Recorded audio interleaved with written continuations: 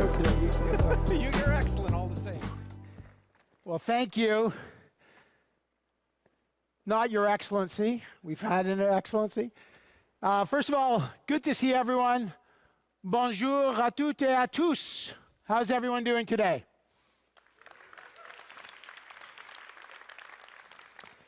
Okay. We got a lot to get through today, and I want to, first of all, I want to thank the organizers. Seeing this room is remarkable. All In is run by one of the most incredible teams in this country, Scale AI. You can give them a hand because we're all here for Scale. Scale AI is incredible. They're dedicated to adopting and commercializing AI across this country. They're based right here in Montreal. So Isabelle, Alain, who's right here, Julianne, to your entire team, remarkable work as always. Everyone's here because of you. Thank you. And I also want to welcome this year's Country of Honor, the United Arab Emirates. That was a remarkable presentation you just saw. This is a vital and growing relationship in Canada. As Prime Minister Carney has said, Canada's got to expand our trading partnerships. We've got to attract new investment. We've got to create good jobs here at home. And it is really important to do that. So I want to thank, first of all, and welcome to our country, the Chief of Government Services from the UAE, who you just saw, His Excellency Mohammed bin Talia. That was a remarkable presentation. I was actually with Prime Minister Carney recently with Sheikh Abdullah bin Zayed Al Nahyan and his delegation from the UAE in June when they visited Ottawa. We had really productive conversations there. And then I've had lots of conversations with my counterpart, His Excellency Omar Sultan Al Olama. So the point is that this relationship is growing. That's why they're the country of the year. I'll be in Dubai next month at GITEX at the conference there to build on this partnership between Canada and the UAE and open new opportunities. So to the delegation of the UAE, bienvenue.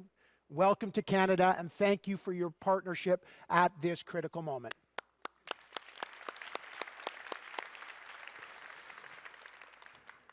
We are at a critical moment.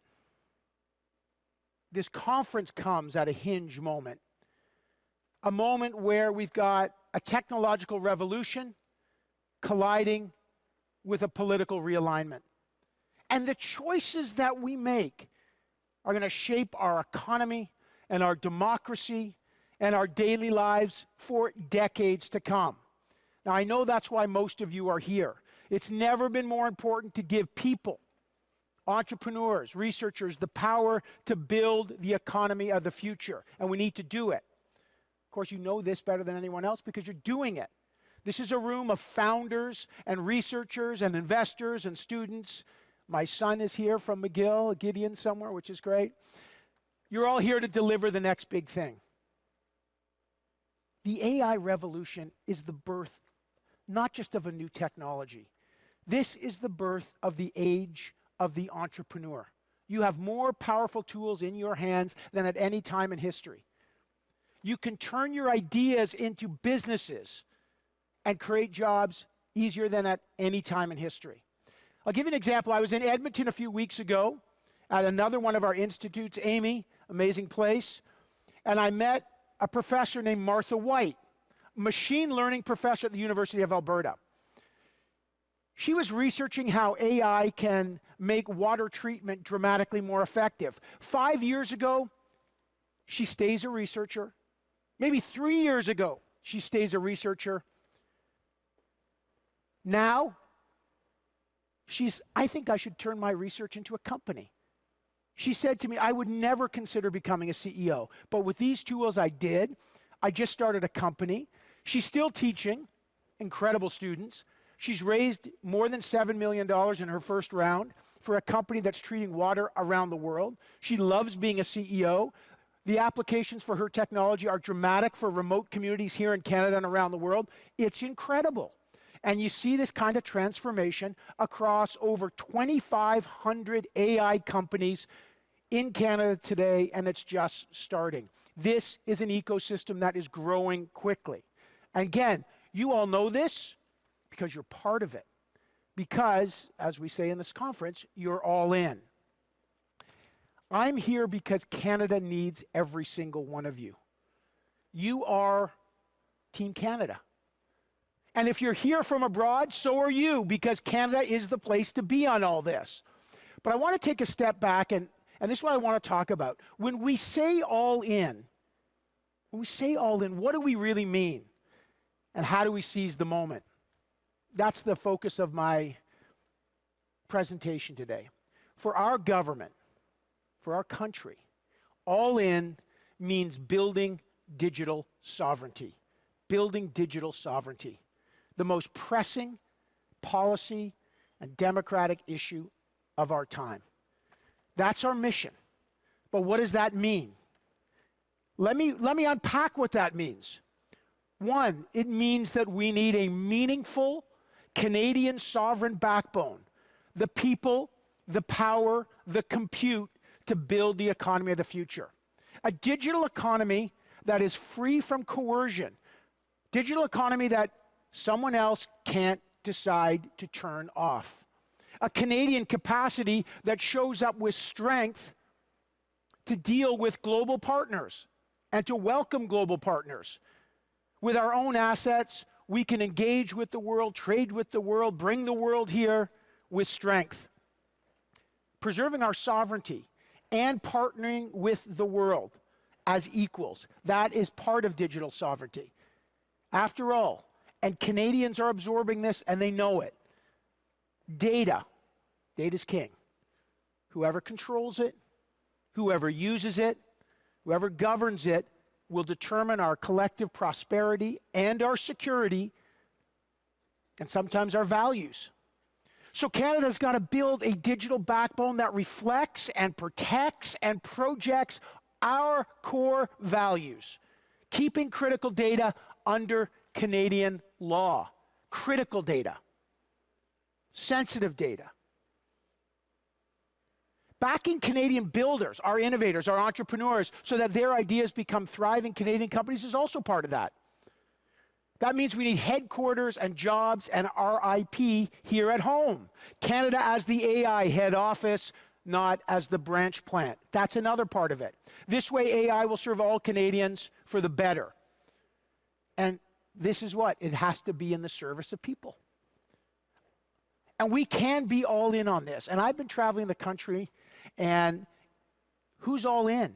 The farmer in Saskatchewan who's boosting yields with smart farms powered by companies like Raven in Regina. Incredible.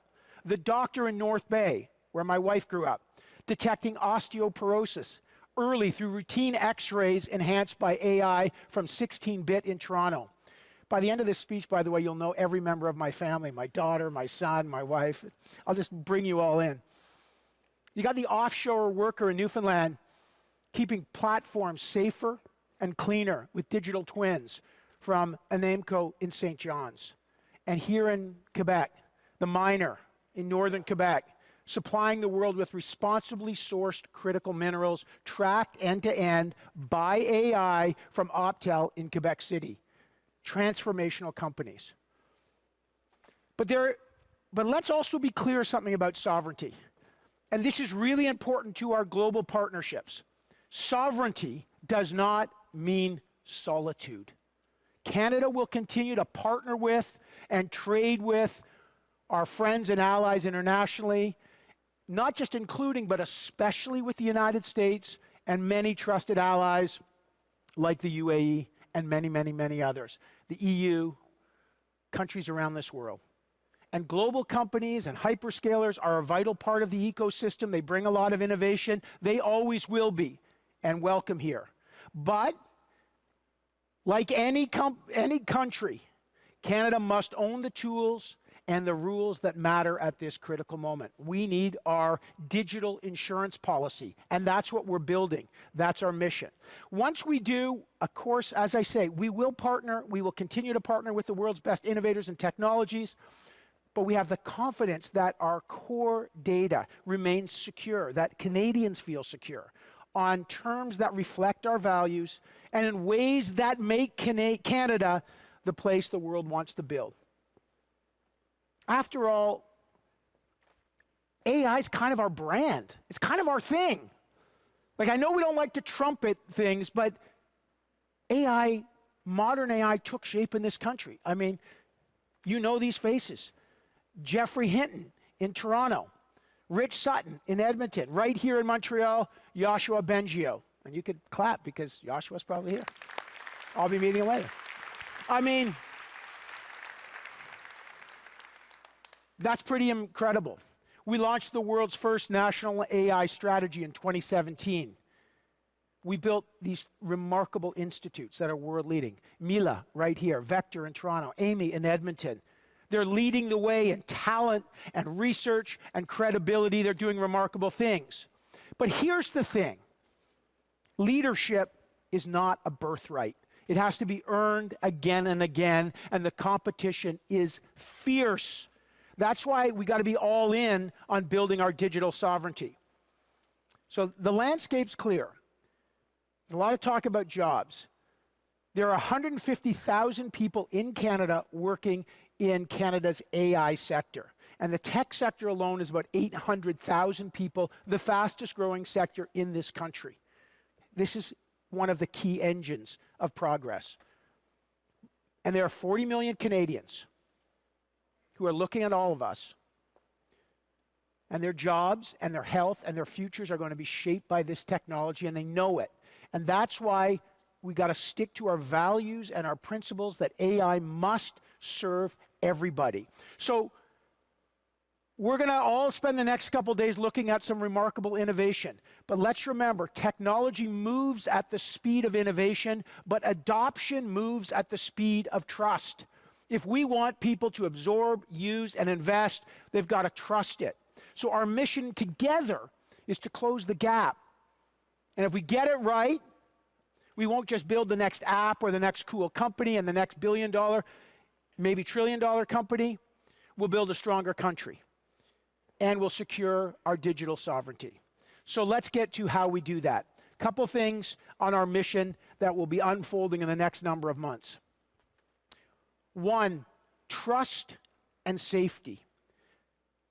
We're going to modernize Canada's privacy and data laws. They are more than 25 years old. We're going to include protections for consumers who are concerned about things like deepfakes, and protection for children, because that's a big, big issue. And we're going to set clear standards for the use of data so innovators have clarity to unlock investment. Trust also means safety. Canadians aren't going to embrace AI if they fear deepfakes, if they fear scams, if someone's talking only about job losses and displacement. We need to keep people secure so AI is not just seen, but is an opportunity in the tool to serve people better, to deliver better service, and not a threat. And when Canadians see that, because they got to see it, when they trust AI, they'll use it. They'll use it farming, they'll use it in healthcare, they'll use it in teaching, they'll use it in government, they'll use it to create new ideas. The second key pillar, capital, customers, and compute. For the past 4 months, my team and I have been speaking with founders and entrepreneurs and researchers around the country. First of all, if you ever take a month and want to do a backpacking holiday, just backpack to across this ecosystem. Like I'm telling you, the most incredible things are happening in this country from coast to coast to coast. At our universities, are commercializing. This country's got to celebrate its own stories. The success coming out of Canada is remarkable. But 3 things emerged from almost everyone. We need capital. So we're going to roll out new tools so Canadian innovators can scale here at home and unlock more capital at seed and early stage so they can get it here, not just abroad, by helping startups attract patient capital and keeping their headquarters here. We got to turn their early breakthroughs into global companies that are rooted here but stay here. Second, they all say we need customers. So we'll lead by example through the government procurement. What a great word in the morning, right? Government procurement, like it's like a medicine. It's really important. Some people call it the demand side. Don't just get on the supply side, get on the demand side. And that's really important. Government is a powerful validator and a powerful customer. And it can create markets for Canadian-made AI solutions. You saw, by the way, we already did a memorandum of understanding with Cohere, our strategically important LLM, to show that. We've also got our defense industrial strategy that will unlock dual-use opportunities for your technologies, an absolutely vital tool used in many other countries, will be used much more here. And third, compute. Capital, customers, compute. Sovereign compute, sovereign cloud is not just a slogan, it is a mission. And it means Canadian data, not all Canadian data, the key sensitive data as I talk about, stays under Canadian law, safeguarded in Canadian-controlled data centers. Okay, it's really important. Not to cut off innovation or cut off partnerships, but as our digital insurance policy. Part 3 of the mission, talent and the next wave. Our competitive edge in this country is you. It's our people. That's why we attract talent, and that's why we need to continue to attract the best talent that is now looking for a home, and keep our best minds here. Now, how are we going to do that? There's lots of strategies. I want to tell you about one, not just in AI, but in another frontier technology that's connected and really important, in quantum. In October, we're going to launch a major quantum initiative. The next wave of breakthroughs has to happen here, and it's a really important initiative for our quantum companies and our quantum industries to make sure that the talent, the brains, and the IP stays in Canada. We will be unrolling that in October very shortly, so stay tuned for that. The goal here is not to be the farm team for someone else's economy. We're not growing companies only to have someone buy it up and move. And for the national sprint, later this month we'll launch Canada's AI strategy task force with innovative thinkers from across the country who have crowded in with us, which has been fantastic, from all different places. And we've given them 30 days to add to our collective consultation process that we've done with many others. And they're going to sprint on the 8 priorities you can see on the screen behind me. So everything from research, adoption, commercialization, safety, education, infrastructure. And they're going to deliver bold, practical ideas that move quickly from paper to practice. And in November, they'll report back to me. And later this year, almost 2 years ahead of schedule, we will table a refreshed national AI strategy, moving from principles to projects and ideas to impact. This is going to be our roadmap. It was supposed to be at the end of next year. Can't afford to wait. We need to update and move quickly. Canada's got to stay competitive, we've got to stay trusted, we've got to stay innovative in this global AI race. So this is a national project, building the economy of the future. In another time, we'd be talking about railroads. We'd be talking about building a railroad or a Trans-Canada highway. But today we're talking about our digital infrastructure. And the Prime Minister talks a lot about major national projects. And he's announced a lot recently. And notice in the announcement, he also included digital infrastructure. Absolutely key. We have to include a digital infrastructure to build the economy of the future. So here's my final ask. Over the next 2 days, while you're here, you're going to meet each other, but make sure you connect. More importantly, bet on each other. Take the risk here. Buy from each other. We're going to, you're going to. Grow and connect your global partners, many of you who are here. The UAE is here as our country of the year, which is fantastic. That is one example. The Prime Minister is in Europe and Asia. He's in the US today, growing partnerships. New partnerships with Indonesia today. This is absolutely, people want to come here. They want to bring their capital here, and we want to do business with them. But we have to make sure we're doing it right. So root yourself in Canada. This is our mission. So the next couple months, we will unfold the operational side of our digital sovereignty plan. and together we can seize it. So I ask you this, if we're really going to be all in, let's be all in together. Over the next 2 days, I look forward to meeting all of you and being all in. Lots of things on stage. Merci, thank you very much, and have a great conference.